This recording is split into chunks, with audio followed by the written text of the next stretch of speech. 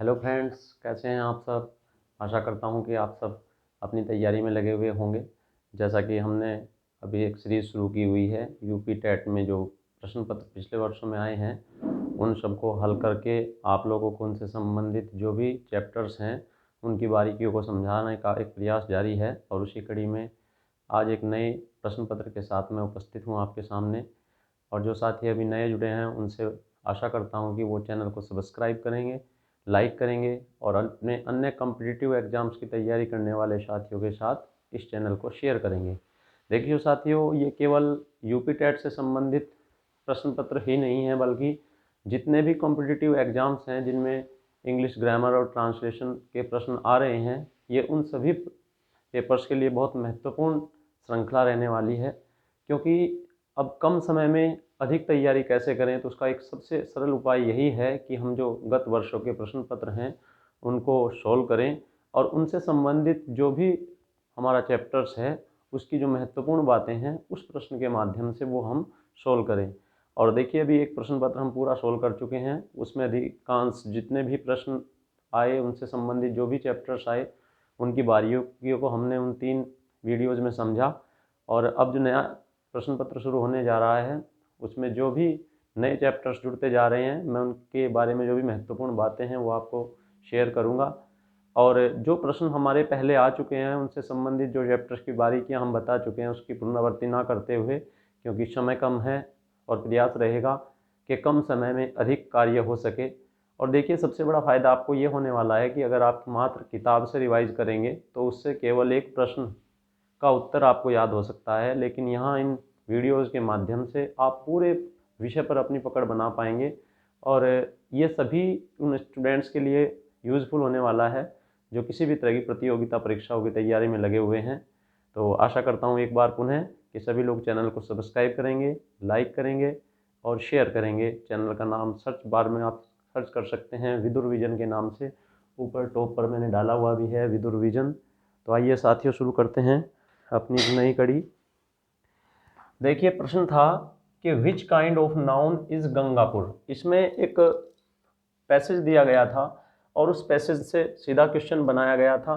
गंगापुर नाम का एक स्थान उसमें है और उसके बारे में, क्योंकि उस पर समय ना लगाते हुए, क्योंकि कोई भी प्रश्न जो आएगा टू द पॉइंट उस पर ही बात कर रहे हैं, ना तो मैं पैसेज पर समय लगाना चाहूँगा, तो सीधा मैंने प्रश्न को उठाया है। क्योंकि वो प्रश्न किसी भी रूप में हो सकता है, मेन चीज़ है हमको उससे संबंधित जो हमारा कॉन्सेप्ट है वो क्लियर होना चाहिए। तो जैसा कि इसमें है कि which kind of noun is Gangapur, बिना पैसेज के भी पूछ लिया जाए प्रश्न का उत्तर वही मिलने वाला है और विद पैसेज दिया जाए तब भी उत्तर वही रहने वाला है कि गंगापुर जो है वो हमारा किस प्रकार का नाउन है। ऑप्शन दिए गए थे common noun, collective noun, material noun और प्रॉपर नाउन। तो इससे हमें पहचानना था कि ये किस प्रकार का नाउन है। तो सबसे पहले तो हमें नाउन का प्रकार पता होना चाहिए। देखिए, इसमें सीधा सा हमारे 1, 2, 3, 4 और 5 प्रश्न सीधे सीधे एक ही चैप्टर से आए थे, वो था नाउन का चैप्टर। तो मान के चलिए कि 5 प्रश्न सीधे एक चैप्टर से आना अपने आप में एक बहुत बड़ी बात होती है। और ये कभी भी हो सकता है कि किसी भी परीक्षा के प्रश्न पत्र में किसी चैप्टर विशेष से 4 या अधिक प्रश्न बन सकते हैं। यदि आपने उस चैप्टर को इग्नोर किया है, सोचा है कि 1 या 2 प्रश्न आएगा, तो हो सकता है आप बहुत बड़ी गलती करने जा रहे हो। तो सबसे पहले तो मैं आपको नाउन को संक्षिप्त में बताऊंगा। जो नाउन होते हैं वो 2 प्रकार के होते हैं, वो गणना के आधार पर, काउंटिंग के आधार पर। एक काउंटेबल नाउन जिसकी गिनती की जा सके और दूसरा अनकाउंटेबल नाउन जिसकी गिनती न की जा सके। लेकिन ये बहुत कम देता है प्रश्न में काउंटेबल नाउन और अनकाउंटेबल नाउन, ये मैंने आपकी जानकारी के लिए बता दिया है। लेकिन जो मुख्य रूप से जो हमारे नाउन के प्रकार होते हैं वो 5 होते हैं। वो 5 प्रकार उनकी संरचना के आधार पर होते हैं। जैसे कि पहले वाला हमारा नाउन होता है प्रॉपर नाउन, जिसको बोलते हैं व्यक्तिवाचक संज्ञा।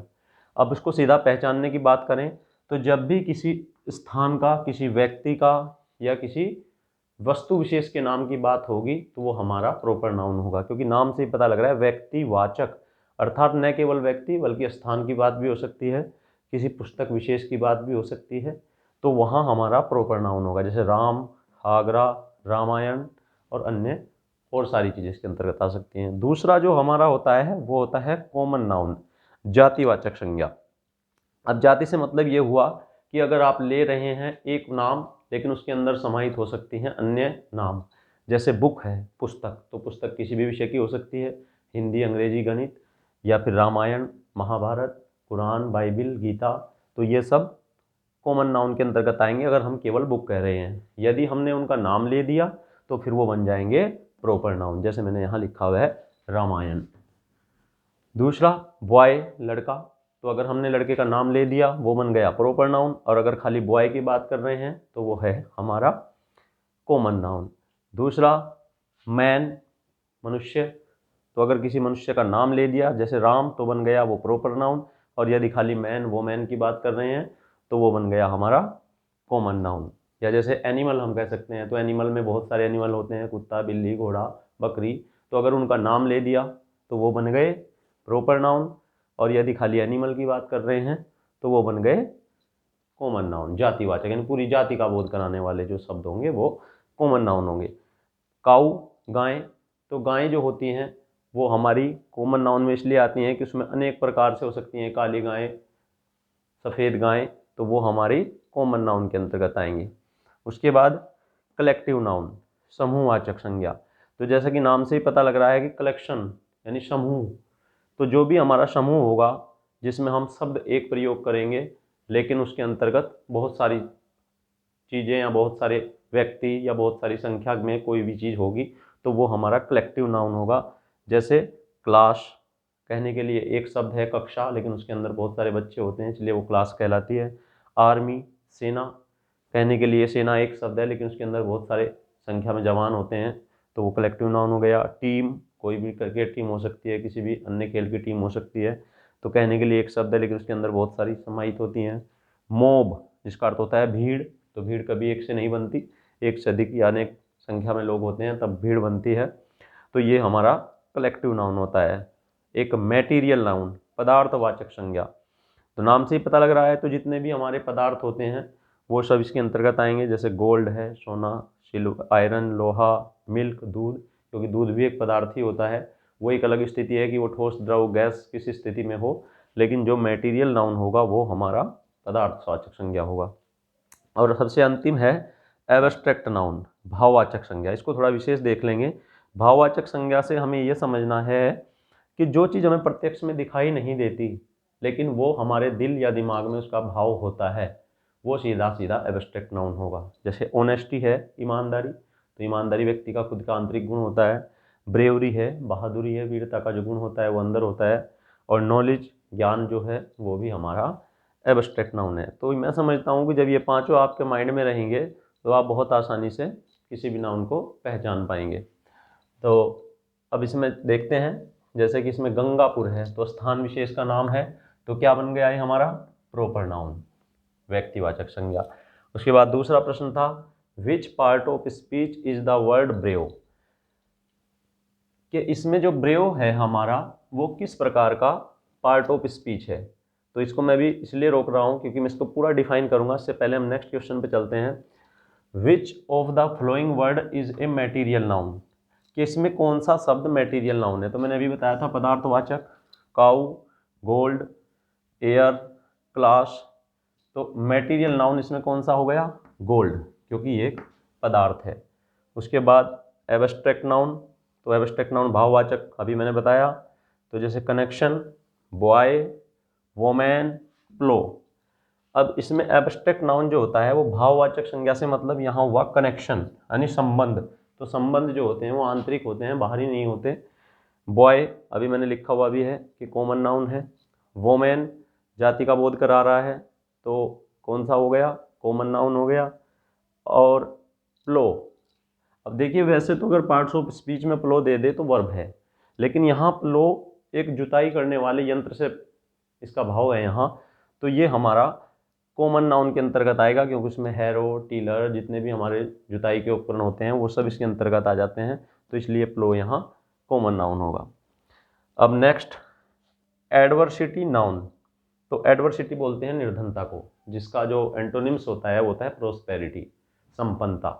तो आप खुद समझ सकते हैं कि निर्धनता और संपन्नता प्रत्यक्ष के साथ साथ आंतरिक ज़्यादा होते हैं, तो इसमें कॉमन नाउन नहीं हो सकता। क्यों? क्योंकि कॉमन नाउन जाति की बोध कराएगा, प्रॉपर नाउन व्यक्ति को बोध कराएगा, एब्स्ट्रैक्ट नाउन जैसे कि इसमें ऑनेस्टी, ब्रेवरी, नॉलेज, तो ये भी हमारा एब्स्ट्रैक्ट नाउन हुआ, कलेक्टिव नहीं हो सकता क्योंकि ये समूह का बोध नहीं कराता। अब उसके बाद हमारे ये जो मेन थे ये नाउन से संबंधित प्रश्न थे। अब इसके बाद हम बात करते हैं हमारे पार्ट्स ऑफ स्पीच की।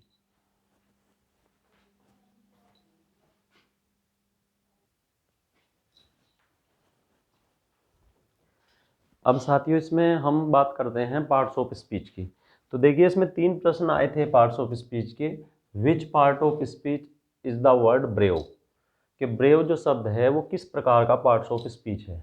तो सबसे पहले हम संक्षिप्त रूप से इसको देख लें कि पार्ट्स ऑफ स्पीच कितने होते हैं, ताकि हम उनको देखते ही दिमाग में अगर यदि हमारे उनके नाम याद रहेंगे 8 के और हम उनको समझ भी पाएंगे तो हम आसानी से किसी भी सेंटेंस का कोई भी वर्ड अगर हमें दे करके पूछा जाए कि इसमें कौन सा पार्ट ऑफ स्पीच है तो बहुत आसानी से हम उसका जवाब दे सकते हैं। तो सबसे पहले नाउन, जैसा कि आप जानते हैं संज्ञा इसका अर्थ होता है, तो कहीं भी किसी व्यक्ति, वस्तु या स्थान का नाम होगा तो वो नाउन कहलाएगा। कितने प्रकार के नाउन होते हैं वो मैं अभी पिछले बता चुका हूँ प्रश्नों में। तो जैसे राम, बुक, आगरा अगर कहीं आ गया तो सीधा सीधा वो नाउन है। 5 प्रकार के मैं डिटेल में बस समझा चुका हूँ। दूसरा प्रोनाउन, सर्वनाम, तो जो शब्द संज्ञा के स्थान पर बोले जाएंगे जैसे ही, शी, इट, दे, वो सर्वनाम होंगे यानी प्रोनाउन होंगे। एडजेक्टिव, विशेषण, यानी विशेषण जो शब्द बनता है वो विशेषता से बनता है। तो इन ऊपरले 2 शब्दों की जो भी विशेषता बताएगा, नाउन और प्रोनाउन की विशेषता बताने वाले शब्द एडजेक्टिव कहलाएंगे। जैसे फैट है, वाइज है, Ram is a fat boy, Mohan is a wise boy, तो जिसमें फैट और वाइज जो इस प्रकार के शब्द आएंगे वो एडजेक्टिव होंगे। वर्ब, क्रिया, तो वर्ब मीन्स डू समथिंग, क्रिया का अर्थ कोई भी कार्य करना होता है। तो जैसे ईट है, ड्रिंक है, जो भी उसमें कार्य हो रहा है तो वो हमारी वर्ब कहलाएगी। एडवर्ब को थोड़ा ध्यान से देखेंगे। नाउन, प्रोनाउन और इंटरजेक्शन को छोड़कर शेष वाक्य की विशेषता बताने वाले शब्द एडवर्ब कहलाते हैं। अब हमें वहाँ परिभाषा तो लिखनी नहीं है, वहाँ तो हमें पहचानना है कि कौन सा शब्द एडवर्ब है। तो इसको आप सीधा सा 80% केसेस में जिस शब्द के अंत में ly लगा होगा वो आपका एडवर्ब होगा। और ये जनरली या तो वाक्य के शुरू में होता है या वाक्य के अंत में होता है। लेकिन अगर ये शब्द ly वाला न दिखाई दे रहा हो तो आप उसको ऐसे पहचानिए कि जो शब्द नाउन प्रोनाउन की विशेषता बताएगा वो तो एडजेक्टिव होगा, और इंटरजेक्शन अपने आप में ही एक विशेषता होती है, इसे किसी की विशेषता बताने की ज़रूरत नहीं होती। तो बाकी कोई भी ऐसा शब्द जो किसी अन्य शब्द को प्रभावित कर रहा हो, उसकी खूबी बता रहा हो, कमी बता रहा हो, ज़्यादा बता रहा हो, कम बता रहा हो, तो वो एडवर्ब कहलाएंगे। जैसे एक सेंटेंस है, ही इज़ वेरी वाइज, तो इसमें ही तो प्रोनाउन हो गया, इज हमारी वर्ब हो गई, और वाइज जो है बुद्धिमान एडजेक्टिव हो गया। लेकिन इसमें एक वेरी शब्द आप देख रहे होंगे कि वह बहुत बुद्धिमान है, तो बुद्धिमान की विशेषता क्या है? बहुत। तो मैंने अभी कहा कि नाउन, प्रोनाउन और इंटरजेक्शन को छोड़कर, यानी इन सब की, एडजेक्टिव की बताए, वर्ब की बताए, प्रीपोजिशन, अंजक्शन, इनके बारे में कोई भी बात बताएगा तो वो हमारा एडवर्ब होगा। तो यहाँ जो वेरी शब्द है वो एडवर्ब है, तो आप उसको ऐसे पहचानना है। जनरली ज़्यादातर वेरी को ही देता है वो, तो उसमें वेरी किसी से भी पहले आएगा वो हमारा एडवर्ब होगा। प्रीपोजिशन, संबंध सूचक शब्द, पहले बता चुका हूँ प्रीपोजिशन के बारे में अपनी पहली वीडियो में। ऑन, अपॉन या जितने भी प्रीपोजिशन होते हैं। अब इसको और थोड़ा विस्तार से, मेरा प्रयास रहेगा कि सभी प्रश्न पत्रों में से मुख्य रूप से उन प्रश्नों को मैं चुनूँ जिनका वर्णन पहली वीडियो में नहीं हो पाया है, जिन प्रश्नों से संबंधित चैप्टर की बात हम पहली वीडियो में नहीं कर पाए हैं। क्योंकि कम समय में गागर में सागर भरने की अगर बात की जाए तो उसका एक यही मात्र प्रयास रहेगा कि उन सभी प्रश्नों को, जितने भी पिछले यूपी टेट परीक्षाओं में या अन्य प्रतियोगी परीक्षाओं में आए हैं, उन चैप्टर्स वाले प्रश्नों को मैं लूँ जिनका मैं अपनी वीडियो में अभी तक कोई जिक्र नहीं कर पाया हूँ, क्योंकि समय कम है तो इसलिए सारे चैप्टर्स को कवर करना है। देखिए साथियों, मैं आपको विश्वास दिलाना चाहता हूँ कि यदि आप इस परीक्षा से पूर्व तक सभी वीडियो को पूर्ण रूप से देख लेंगे तो आप 30 नंबर का जो प्रश्न आते हैं, चाहे वो पेपर फर्स्ट की बात करें, पेपर सेकंड की बात करें, तो ऐसा कोई चैप्टर अनछुआ नहीं रहेगा जो आपका नहीं हो पाएगा। तो चाहे वो आप पेपर फर्स्ट भरा हुआ है, सेकंड भरा हुआ है या दोनों भरे हुए हैं, तो कॉमन चैप्टर्स हैं, ग्रामर वही है, ट्रांसलेशन वही है, और यहाँ तक कि आपके जो अन्य साथी चाहे वो किसी अन्य परीक्षा की तैयारी में लगे हुए हों तो उनसे भी आप शेयर कीजिए कि वो इन सारी वीडियोज़ को देखें और साथ में मुझे कमेंट्स में बताइए कि आप और इसमें क्या बेहतर की उम्मीद करते हैं, ताकि मैं उसको इन फ्यूचर अपनी और वीडियो में इम्प्रूव कर सकूँ। तो चलिए आगे चलते हैं। प्रीपोजिशन संबंध सूचक शब्द, इसकी बात मैं पहले कर चुका हूँ। कंजक्शन संयोजक, इसकी बात भी मैं पहली वीडियो में बता चुका हूँ। आप मेरी पहली पूरी 3 वीडियो देखिए, शुरू से अंत तक देखिए, क्योंकि मेरे मुंह से निकलने वाला हर शब्द, हर बात किसी न किसी प्रश्न से संबंधित होगी, जो आपको परीक्षा में अनिवार्य रूप से काम आएगी।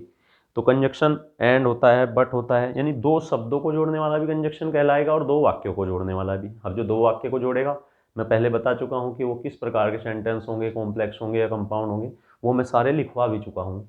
उसके बाद जो अंतिम हमारा पार्ट ऑफ स्पीच होता है, वो होता है इंटरजेक्शन, संबंध सूचक शब्द। तो जैसे मुंह से निकला हुआ कोई भी तीव्र उद्गार अचानक, वो हमारा इंटरजेक्शन होता है। जैसे एलास, हाय, हुर्रा। तो जिस शब्द के साथ भी एक्सक्लेमेशन मार्क होगा लगा हुआ, विस्मय सूचक चिन्ह होगा, तो वो हमारा इंटरजेक्शन होगा। अब मैं समझता हूँ कि इनको देखते ही आप अब पहचान सकते हैं, बस एक बार आपको इनको याद रखना है और जो मेरी बताई हुई बात है उसको मेमोराइज करना है। तो चलिए इन 3 प्रश्नों की बात करते हैं। प्रश्न था, which part of speech is the word brave. ये जो ब्रेव शब्द है वो किस प्रकार का पार्ट ऑफ स्पीच है। तो ब्रेव समझिए आप बहादुर। तो बहादुरी क्या होती है, नाउन होता है या प्रोनाउन होता है या एडजेक्टिव होता है या प्रीपोजिशन। देखिए यदि ब्रेवरी होता तो ब्रेवरी जो बन गया था वो बन गया था हमारा एब्स्ट्रैक्ट नाउन, लेकिन ब्रेव जो होता है वो किसी भी नाउन या प्रोनाउन से पहले लगाया जाता है। Ram is a brave man, Ram एक बहादुर व्यक्ति है। तो जो किसी नाउन या प्रोनाउन की विशेषता बताता है वो क्या कहलाता है, एडजेक्टिव। तो इसमें हमारा ब्रेव क्या हुआ, एडजेक्टिव। इनकी बात मैं पहले बता चुका हूँ पूरी अभी। फिर उसके बाद एक प्रश्न था हमारा, part of speech hard in, कि ये जो हमारा एक शब्द हार्ड है इस सेंटेंस में, ये क्या है। ही इज़ वर्किंग हार्ड, वह कठिन परिश्रम कर रहा है। तो इसमें 4 शब्द थे, एडवर्ब, कंजक्शन, प्रीपोजिशन, नाउन। तो जैसे अगर हम सारे ही शब्दों की बात करें तो ही क्या है, प्रोनाउन है। इज क्या है, वर्ब है। वर्किंग क्या है, वर्ब है। अब जो हार्ड है, हार्ड मीन्स कठिन। तो हार्ड किसकी विशेषता बता रहा है, ना तो किसी नाउन की ना किसी प्रोनाउन की, कि वह कठिन परिश्रम कर रहा है। तो वर्किंग यानी वर्ब की विशेषता बता रहा है। तो मैंने पहले ही बताया था कि नाउन प्रोनाउन को छोड़कर शेष किसी की भी विशेषता बताए वो कहलाता है एडवर्ब। तो यहाँ इस वाक्य में हार्ड जो हो गया वो हो गया एडवर्ब। तो क्लियर। उसके बाद एक अंतिम प्रश्न था कि find out in the flowing sentences which is the conjunction, कि आप इन चारों वाक्यों को पढ़िए और उसमें बताइए कि किसमें कंजक्शन का प्रयोग हुआ है। तो मैंने अभी कंजक्शन बताया था आपको कि 2 शब्दों को या 2 वाक्यों को जोड़ने वाला शब्द कंजक्शन कहलाएगा। ये देखते हैं, शी इज़ अवेफुली बिजी। तो इसमें कहीं कोई जोड़ने वाली बात नहीं है कि वह बहुत व्यस्त है, अत्यंत व्यस्त है। तो आई एम नबडी फॉर यू, मैं तुम्हारे लिए कुछ नहीं हूँ। तो इसमें भी कहीं कोई जोड़ने वाली बात नहीं है। फिर next, she is poor but she is by nature hospitable. अब देखिए इसमें 2 शब्द बात आई हैं, यानी 2 क्लोज का प्रयोग हुआ है। सी इज़ पुअर, वह गरीब है, बट लेकिन she is by nature hospitable, लेकिन वो व्यवहार से बहुत अच्छी है। तो देखिए 2 वाक्यों को जोड़ने का काम एक वर्ड कर रहा है बट, तो इसलिए बट क्या हो गया इसमें, कंजक्शन। तो इसमें हमारा यही ऑप्शन सही था। और मैंने कंजक्शन की बात बताई भी थी कि बट जो कंजक्शन होता है वो कॉम्प्लेक्स सेंटेंस का होता है, जिसको आपको याद रखना है। और उसके बाद my grand father is not well, तो इसमें भी केवल एक पूरी बात का पता लग रहा है, इसमें भी कहीं कोई जोड़ने वाली बात नहीं आ रही है। सॉरी, इसमें बट जो हमारा कंजक्शन होता है ये कंपाउंड का होता है, क्योंकि विपरीत बात के लिए कॉम्प्लेक्स में ऑल दो का प्रयोग होता है और बट का प्रयोग कंपाउंड में होता है। तो ये हमारा इस प्रकार से 2 के 2 चैप्टर कंप्लीट हो गए, पार्ट्स ऑफ स्पीच भी और हमारे नाउन भी। अब इसके बाद नेक्स्ट प्रश्न की बात करेंगे।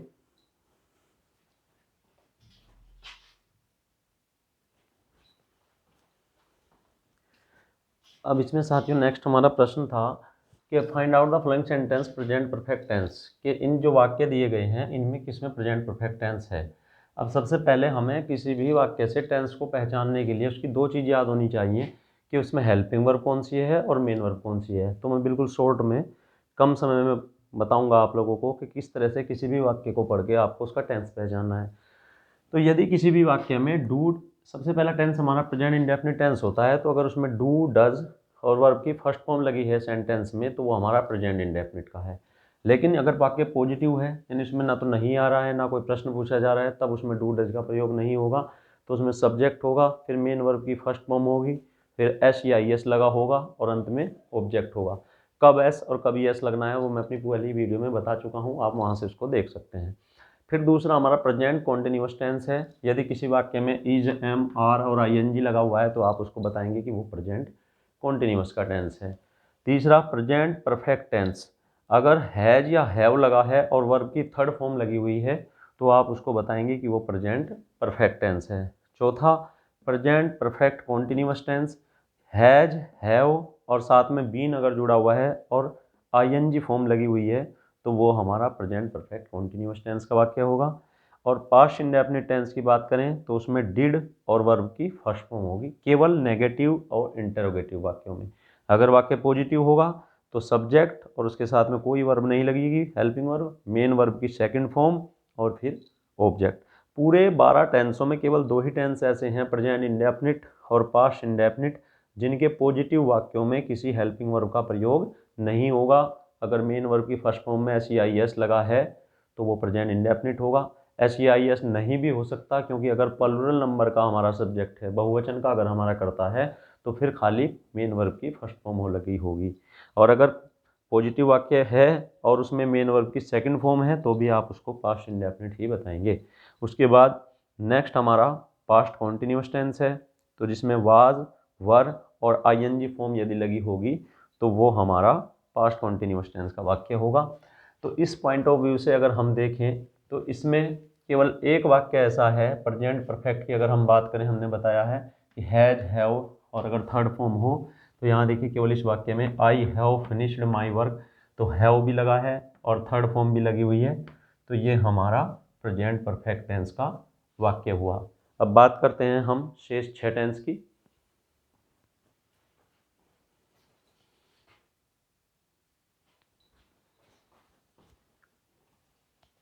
अब इसमें हमारा 7वां जो टेंस है वो है पास्ट परफेक्ट टेंस। इसकी जो हेल्पिंग वर्ब होगी वो हैड और वर्ब की थर्ड फॉर्म होगी। साथियों, मैंने साथ में लिखा हुआ है कि टेंस की जो ये हम हेल्पिंग वर्ब और मेन वर्ब बता रहे हैं ये एक्टिव वॉइस में बता रहे हैं, क्योंकि पैसिव वॉइस को पहचानने के लिए ये हमें थोड़ा सा संशोधन करना पड़ेगा, क्योंकि उसमें सभी में वर्ब की थर्ड फॉर्म लगती है और उसकी हेल्पिंग वर्ब बदल जाती है, उसको भी मैं संक्षिप्त में लिखवा दूंगा। अब इसके बाद हमारा जो 8वां टेंस है वो है पास्ट परफेक्ट कॉन्टिन्यूअस टेंस। इसकी जो हेल्पिंग वर्ब होती है वो हैड बीन और वर्ब की फर्स्ट फॉर्म में आईएनजी, जिसको हम आईएनजी फॉर्म भी कहते हैं। उसके बाद हमारा next tense future indefinite tense, जिसमें विल या सेल का प्रयोग होगा और वर्ब की फर्स्ट फॉर्म आएगी। नेक्स्ट हमारा फ्यूचर कॉन्टिन्यूअस टेंस होगा, विल सेल ज्यों का त्यों रहेगा, केवल बी, बी ई बी और आईएनजी फॉर्म लगेगी।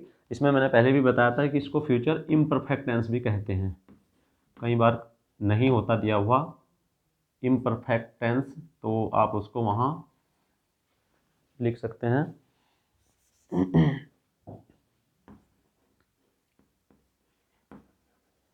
Imperfect tense. तो फ्यूचर इम्परफेक्ट भी इसी का ही नाम होता है, फ्यूचर कॉन्टिन्यूअस का, पहली वीडियो में मैं बता चुका हूँ उसके बारे में। अब उसके बाद विल, सेल और be ING form future continuous tense में होगा। फ्यूचर परफेक्ट में विल, सेल और हैव जुड़ जाएगा साथ में। देखो आप देख रहे होगे कि परफेक्ट कोई सा भी है, प्रेजेंट परफेक्ट की बात की थी तो हैज, हैव, पास्ट परफेक्ट की बात की थी तो हैड, और अब फ्यूचर परफेक्ट की बात कर रहे हैं तो विल, हैव, सेल, हैव और उसके साथ में वर्ब की थर्ड फॉर्म। अंतिम फ्यूचर परफेक्ट कॉन्टिन्यूअस टेंस, तो उसमें विल, सेल का प्रयोग होगा और साथ में हैव बीन जुड़ जाएगा और आईएनजी फॉर्म आ जाएगी। तो इस तरीके से ये हमारे 12 के 12 टेंस की हम लोगों को हेल्पिंग वर्ब याद रखनी है और मेन वर्ब। मेन वर्ब तो याद रखने का एक सीधा सा और सरल सा तरीका है कि हमारे एक टेंस में 2 कॉन्टिन्यूअस टेंस होते हैं, एक तो सिंपल कॉन्टिन्यूअस और एक परफेक्ट कॉन्टिन्यूअस टेंस। तो एक में 2 हो गए तो 3 में कितने हो गए, 6, तो दिया 6।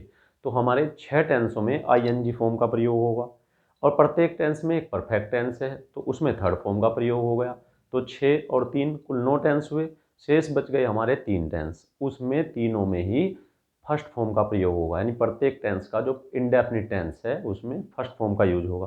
केवल एक टेंस पास्ट इंडेफिनिट टेंस ऐसा है जिसके पॉजिटिव वाक्य में फर्स्ट फॉर्म नहीं लगेगी बल्कि सेकंड फॉर्म लगेगी। तो बहुत आसान और सरल तरीका है इन सबको याद रखने का। तो एक तो इनकी हेल्पिंग वर्ब और मेन वर्ब याद रख के हम किसी भी सेंटेंस को पहचान सकते हैं कि वो किस टेंस का वाक्य है। और देखिए, अंग्रेजी सीखने के लिए सबसे पहले जैसे गुणा और भाग के प्रश्न सीखने के लिए 2 से 10 तक के पहाड़े याद होने अनिवार्य हैं, ऐसे ही अंग्रेजी सीखने के लिए जो हमारे 12 टेंस हैं उनकी हेल्पिंग वर्ब और मेन वर्ब याद रखनी बहुत ज़रूरी है। अब इसमें हमारे जो चारों हैं हम एकदम से देखकर पहचान सकते हैं। पूछा तो प्रेजेंट परफेक्ट था, मैंने बता दिया, लेकिन सेल और वर्ब की फर्स्ट फॉर्म कौन से टेंस में आती है, अभी लिखवाया है। फ्यूचर इंडेफिनिट में विल, सेल और वर्ब की फर्स्ट फॉर्म, तो ये हो गया हमारा फ्यूचर इंडेफिनिट का। दूसरा, सी इज़ वेरी इंटेलिजेंट। अब आप इसमें देख रहे हैं इज एम आर का प्रयोग है, लेकिन इसमें वर्ब तो कोई दी हुई नहीं है। तो ये जो इस तरह के वाक्य होते हैं, ये इज एम आर हो और साथ में कोई मेन वर्ब ना हो, तो ये हमारे सिंपल प्रेजेंट टेंस के वाक्य होते हैं, यानी इनको बोलते हैं प्रेजेंट इंडेफिनिट टेंस के वाक्य। वाज वर्ब का प्रयोग हो और कोई मेन वर्ब ना आ रही हो तो उसको हम पास्ट इंडेफिनिट टेंस का वाक्य कहेंगे। तो हमें इसमें कंफ्यूज नहीं होना है कि अगर इज एम आर है और साथ में आईएनजी फॉर्म नहीं दी हुई है तो वो प्रेजेंट कॉन्टिन्यूअस का नहीं होगा बल्कि प्रेजेंट इंडेफिनिट का होगा। और अगर हमारा वाज वर्ब दिया हुआ है और उसमें आईएनजी फॉर्म नहीं है दी हुई, सीधा केवल किसी के बारे में जानकारी मिल रही है, जैसे ही वाज ए डॉक्टर, तो ये हमारा पास्ट इंडेफिनिट टेंस का वाक्य होगा।